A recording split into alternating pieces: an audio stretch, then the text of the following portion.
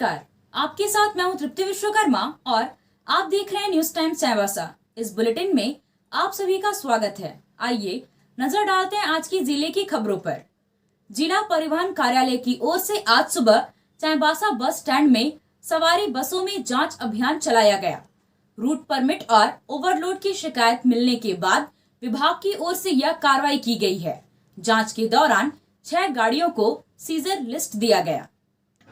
Route permit के अनुसार गाड़ियों का परिचालन नहीं होने और ओवरलोड के कारण यात्रियों को हो रही परेशानी को देखते हुए जिला परिवहन कार्यालय ने यह कदम उठाया है। Road safety manager Ashutosh Kumar की मौजूदगी में परिवहन विभाग और यातायात पुलिस की टीम ने गाड़ियों के कागजातों की जांच की। जिन बसों के चालक और मालिक द्वारा पर्याप्त कागज नहीं दिखाया गया, उन्हें सीजर लिस्ट बना कर दिया गया है। कागजात दिखाने के बाद ही गाड़ी का परिचालन हो सकेगा। बसों में कितनी संख्या में यात्रियों को बैठाया गया है, इसकी भी जांच की गई। अक्सर देखा जाता है कि चाईबासा से जमशेदपुर और रांची जाने वाली बसों में जितने लोग सीट पर बैठे होते हैं, तकरीबन उतने ही खड़े होकर यात्रा करते हैं। यातायात नियमों के मुताबिक यह गैर कानूनी है। नियमों का सही ढंग से पालन हो और यात्रियों को असुविधा नहीं हो, इसके लिए सारी कवायद की जा रही है। आशुतोष कुमार ने कहा कि जांच का यह अभियान आगे भी समय समय पर चलता रहेगा ताकि नियमों का सही ढंग से पालन कराया जा सके। रूट परमिट का और सवारी वाहनों में जो ओवरलोड का शिकायत बराबर मिलते रह रहा है, उसी को लेकर आज जांच अभियान बस स्टैंड से ही शुरू किया गया और समय समय पर ऐसा जांच अभियान सड़क पे भी विभिन्न मार्ग पे भी चलाया जाएगा परिवहन विभाग चाईबासा के द्वारा। और जो भी यात्रियों का सुविधा हो रहा है ओवरलोड के कारण या फिर टाइमिंग को लेकर, इसके लिए परिवहन विभाग के द्वारा जांच अभियान इस तरह का चलते रहेगा। चाईबासा में विभिन्न आगे फाइन या फिर कुछ हुआ क्या इसमें? अभी तक फाइन नहीं हुआ है, लेकिन कुछ गाड़ियों को संदेह के नजर से पकड़ा गया है। उसका पेपर चेक करने के बाद जैसा होगा आपको इन्फॉर्म। जिला परिवहन कार्यालय की ओर से आज चलाए गए इस अभियान से बस संचालकों में नाराजगी देखने को मिला। उन्होंने विभाग द्वारा की जा रही कार्रवाई पर आपत्ति जताई। बस संचालकों ने हंगामा भी खड़ा किया। बस ऑनर्स एसोसिएशन के उपाध्यक्ष मोहम्मद बारिक ने कहा कि जब गाड़ियों का परमिट और बाकी कागजात है तो सीजर लिस्ट पकड़ाने की क्या आवश्यकता है। उन्होंने कहा कि यदि ऐसा हो रहा है तो नियमित रूप से होना चाहिए। इससे गाड़ियों के मालिक और सरकार दोनों को फायदा होगा। बारिक ने कहा कि कागजात दिखाने के बाद भी उनकी गाड़ी का सीजर लिस्ट काटा गया है। वह अदालत जाएंगे तो पूरे विभाग को कटघरे में खड़ा कर देंगे। उन्होंने कहा कि इस मामले को लेकर उपायुक्त और पुलिस अधीक्षक से मिलेंगे। नहीं, ये दिक्कत है कि जब हमारा गाड़ी का ऑलरेडी परमिट है, सब कुछ कागज है, एक एक चीज मैंने दिखा दिया, तब फिर आपको ये सीजर लिस्ट काटने की जरूरत है। इधर भी सीजर लिस्ट काटे हुआ है, जबकि ऑलरेडी परमिट जबकि बिना परमिट का हजारों गाड़ी चल रहा है। अभी रुंगटा माइंस में यहाँ से गाड़ी गया, उसका परमिट क्यों नहीं चेक किया गया? रुंगटा माइंस यहाँ से गाड़ी पार हुआ, उसका परमिट क्यों नहीं चेक किया गया? क्या यहाँ पर गरीब के लिए परमिट चेक किया? हम तो बोलते हैं पूरा परमिट चेक कीजिए, टाइमिंग के साथ दीजिए, गाड़ी भेजिए। ये अच्छा बात है, सरकार के लिए अच्छा फायदा है, राजस्व भी आमदनी होगा। लेकिन ये कब तक होगा? एक दिन में नहीं, रोज आप यहाँ बॉर्डर पे जाइए, यहाँ गेट लगाइए, यहाँ रोज चेक कीजिए, तब जानेंगे कि आप काम कर रहे हैं। एक दिन आए सबको उड़ा के चल गए, ये क्या मतलब है? अभी हम आपको परमिट देकर हमारा सब कागज कहाँ गया जी? सब कागज वैलिड है, उसके बाद हमको सीजर लिस्ट काटा गया। कौन दोषी है? हम अगर कोर्ट में केस करेंगे तो फंसा देंगे सबको, हम डीटीओ को।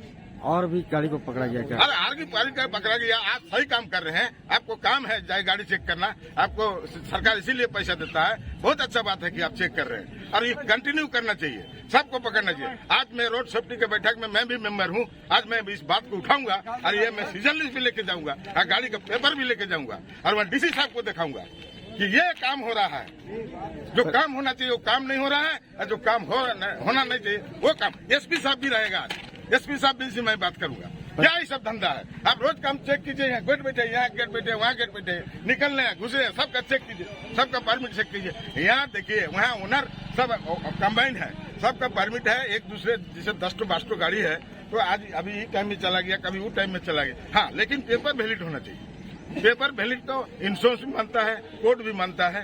अब टाइम टेबल का नहीं मानता है। टाइम टेबल कोर्ट नहीं देखता है कि आप कौन टाइम में जा रहे थे, कौन टाइम में नहीं आ रहे थे। आपको परमिट देखेगा, इंश्योरेंस देखेगा, कागज देखेगा।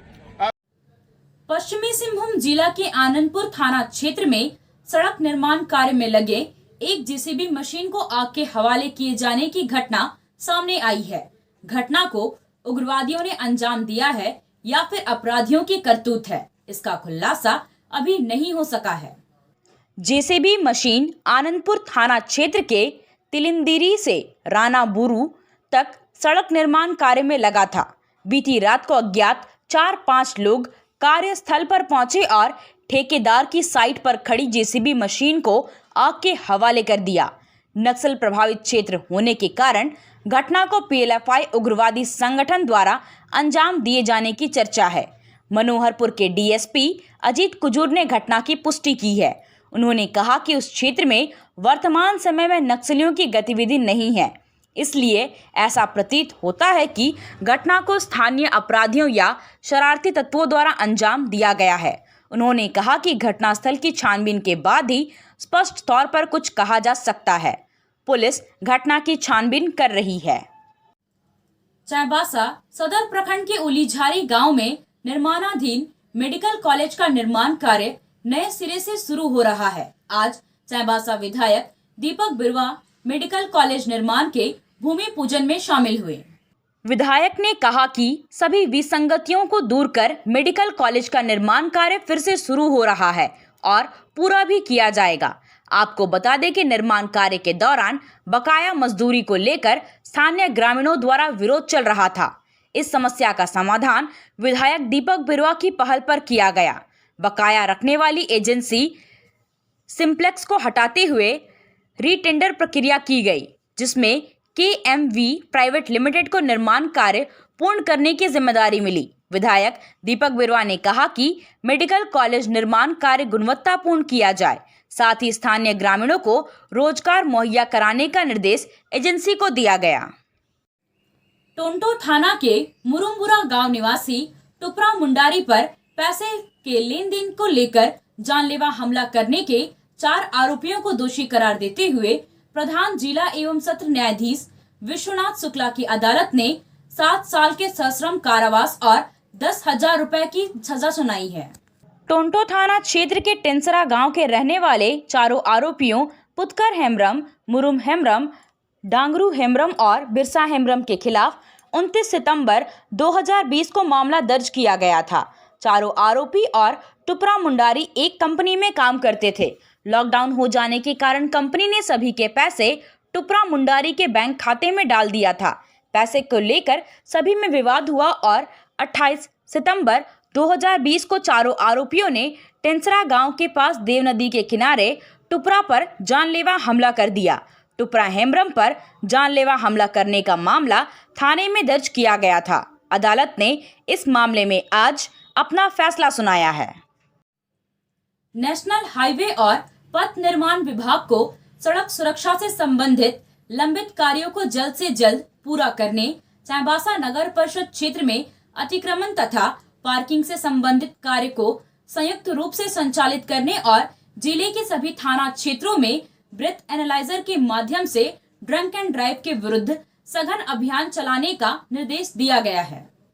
समाहर नाले सभागार में उप विकास आयुक्त संदीप बख्शी की अध्यक्षता में हुई जिला स्तरीय सड़क सुरक्षा समिति की बैठक के दौरान समिति के सदस्यों द्वारा चाईबासा क्षेत्र में कुछ एक जगहों पर सड़कों में मौजूद गड्ढों के मरम्मतीकरण, पाइप लीकेज और नो एंट्री आरंभ स्थल पर साइनेज लगाने सहित विभिन्न मुद्दों पर अपने सुझाव दिए गए।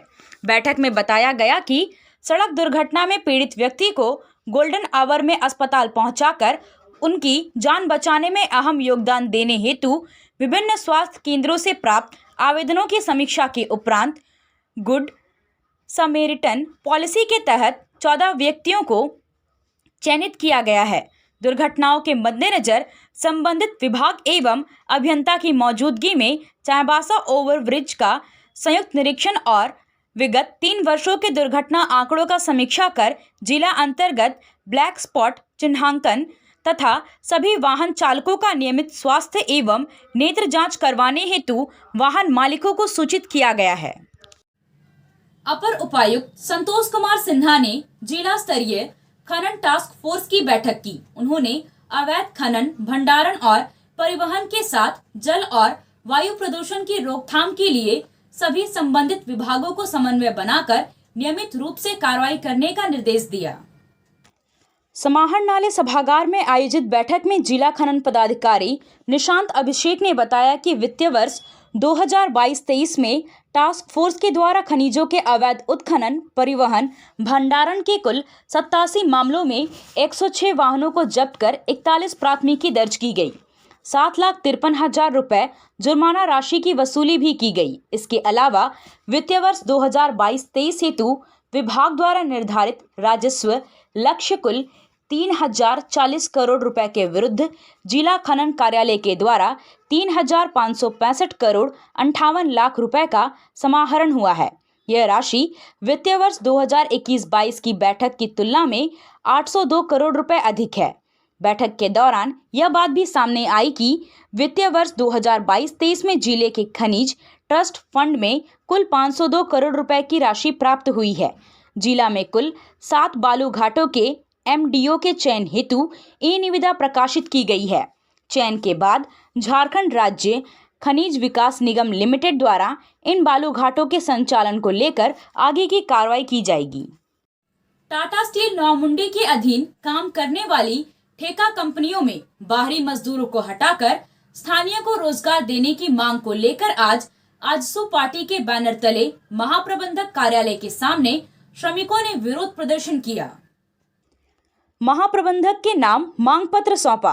अखिल झारखंड श्रमिक संघ के प्रखंड अध्यक्ष वीरभद्र करुआ के नेतृत्व में आयोजित प्रदर्शन में बड़ी संख्या में स्थानीय श्रमिक शामिल हुए। आजसू पार्टी का बैनर और तीर धनुष लेकर DVC चौक से नारेबाजी करते हुए सभी लोग महाप्रबंधक कार्यालय पहुंचे। स्थानीय श्रमिकों का कहना है कि बिहार, बंगाल और उड़ीसा के 90% बाहरी मजदूरों को यहां रोजगार उपलब्ध कराया गया है और 10% ही स्थानीय लोग काम करते हैं। इसके कारण स्थानीय लोगों को रोजगार के लिए पलायन करना पड़ता है। वीरभद्र करुआ ने कहा कि 10 दिनों के भीतर बाहरी ठेकेदारों और बाहरी मजदूरों को नहीं हटाया गया तो बड़ा आंदोलन होगा।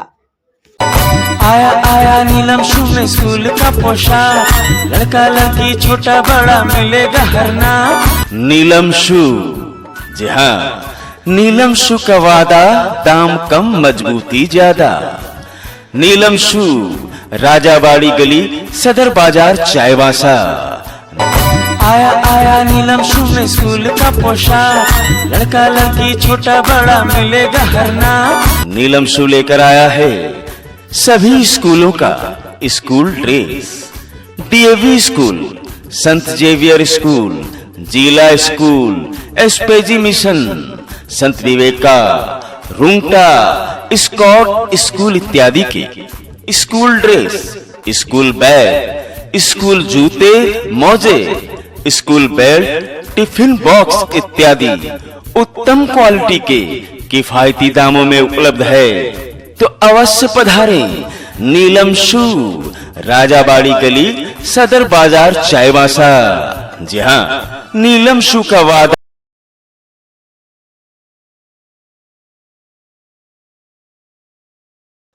नेशनल हाईवे 75E पर चाईबासा से हाटगमरिया के बीच चल रहे निर्माण कार्य को देखते हुए चाईबासा के अनुमंडल पदाधिकारी शशीन्द्र कुमार बड़ाइक द्वारा भारी वाहनों के आवागमन को लेकर नो एंट्री के समय में संशोधन किया गया है। संशोधित समय निर्माण कार्य पूरा होने तक लागू रहेगा। नो एंट्री का सख्ती से पालन कराने के लिए 4 स्टैटिक और 2 गश्ती पुलिस दल की व्यवस्था की जा रही है। हाटगमरिया में नो एंट्री का समय सुबह 4 बजे से रात 8 बजे तक लागू रहेगा।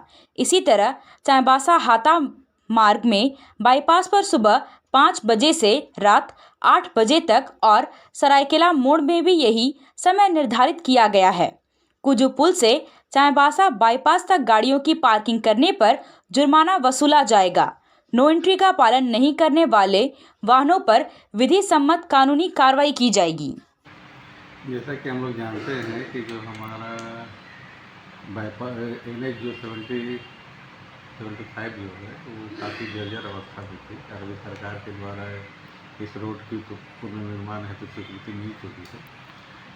तो अब हम लोग जब देख रहे हैं कि जो यहाँ से सिंध पोखरिया से लेके हाटगमरिया तक जब हम लोग नो एंट्री खुलती है तो सड़क के दोनों काफ़ी बड़ी संख्या में भारी वाहन जाम लगाते हैं, जिसके कारण जो रोड के निर्माण में जो कंपनी लगी हुई है उनको पूरा काम करने का मौका नहीं मिल पा रहा है। वो बहुत ही धीमी गति से काम कर रहे हैं। इसके आलोक में हम लोग कार्यपालक अभियंता NH के द्वारा ये हम लोग को रिक्वेस्ट किया गया था कि हम लोगों को काम करने के लिए कम से कम रोड खाली मिलना चाहिए, तभी हम लोग जल्द से जल्द इस काम को पूरा कर पाएँ। उसी के आलोक में उपायुक्त महोदय, पुलिस अधीक्षक महोदय के द्वारा हम लोगों के आपस में डिस्कशन के बाद में हम लोगों ने नो एंट्री में कुछ चेंजेस किया। चेंजेज यही है कि हाटगमरिया में जो पहले हम लोग जो नो एंट्री का जो समय था 6 बजे, उसको अब हम लोगों ने बढ़ा के 4 बजे सुबह से लेके 8 बजे शाम 8 बजे तक नो एंट्री का हम लोग रखे हुए हैं। इसी तरह हमारा ये हाथा बाईपास रोड में जो हमारा नो एंट्री का जो समय पूर्वत में 6 बजे से 9 बजे तक थी, उसको हम लोगों ने 5 बजे से लेकर 8 बजे तक रखा है। और सरायकेला मोड़ में भी हम लोगों ने 5 बजे से 9 बजे तक रखा है।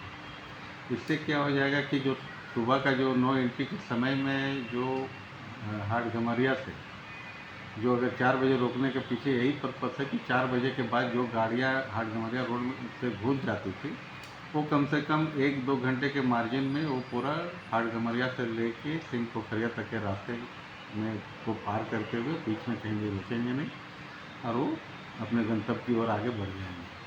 इससे हो जाएगा कि पूरा पैच अगर हमको खाली मिलेगा तो फिर निर्माण कार्य में किसी प्रकार की दिक्कत नहीं होगी। और हम लोग कंपनी को भी सुबह 7 बजे से लेकर शाम 7 बजे तक का टाइम देते हैं ताकि इस अवधि में वो अपने कार्य को त्वरित गति से आगे बढ़ाते रहें। तत्कालीन में इस नो एंट्री से कुछ भारी वाहनों को थोड़ी सी परेशानी हो सकती है, लेकिन इससे होगा कि रोड जितनी जल्दी अगर बन जाती है तो परेशानी उनका जल्द से जल्द ख़त्म हो जाएगी। और हम लोग उम्मीद करते हैं कि बरसात के पूर्व कम से कम जो अभी रोड की स्थिति है, अगर सभी सहयोग देंगे तो बरसात के पूर्व में हम लोग कम से कम एक लेयर पूरे सड़क पर हम लोग बिछा पाने में सफल हो पाएंगे, ताकि आवागमन में या बरसात में जो फंसने की जो दिक्कत होती थी, रोड जाम होता था, उससे हम लोग निजात मिलेगा। इससे सभी को बहुत फायदा। मनोहरपुर प्रखंड अंतर्गत बन रहे एकलव्य विद्यालय में काम करने वाले 34 मजदूरों को पूर्व का बकाया मजदूरी का भुगतान कर दिया गया है। इससे मजदूरों में खुशी का माहौल है। झारखंड जनरल कामगार यूनियन के अध्यक्ष और झिकपानी के जिला परिषद सदस्य जॉन मिरन मुंडा और यूनियन के जिला अध्यक्ष मानसिंह तिरिया आज मजदूरों के बीच पहुंचे। मजदूरों ने यूनियन से कम मजदूरी की शिकायत की थी। यहां मजदूरों को 437 रुपए की बजाय 200 रुपए ही मजदूरी दिया जा रहा था, जिसकी शिकायत यूनियन के द्वारा सहायक श्रम आयुक्त से की गई थी।